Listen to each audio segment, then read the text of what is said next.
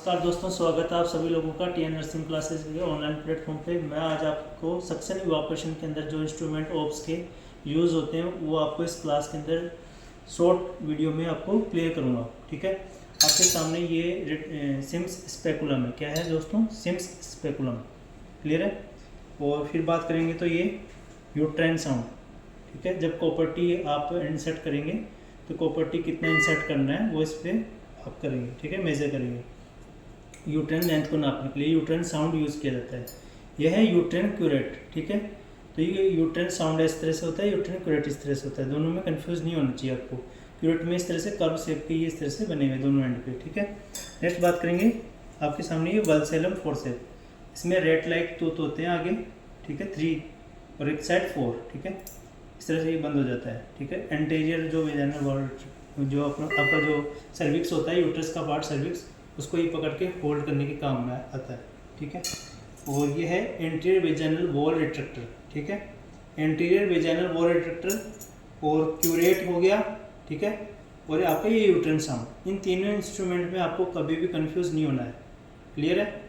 ये anterior vaginal wall retractor, ये curate हो गया, ये आपका यूट्राइन साउंड हो गया।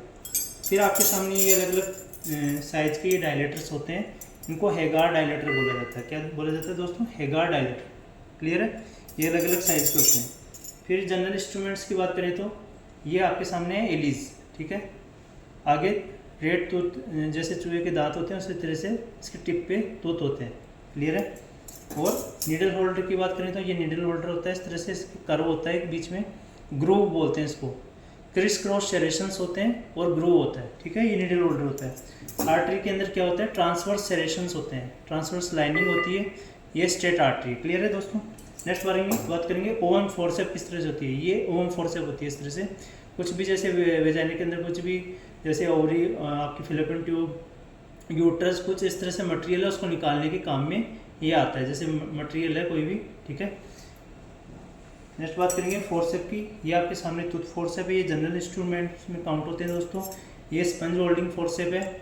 जब आप पेंट करते हैं पेशेंट को ड्रैप करने के बाद तो ये यूजुअली काम में लिया जाता है। क्लियर है। ये इससे आप सर्विक्स को भी होल्ड कर सकते हैं।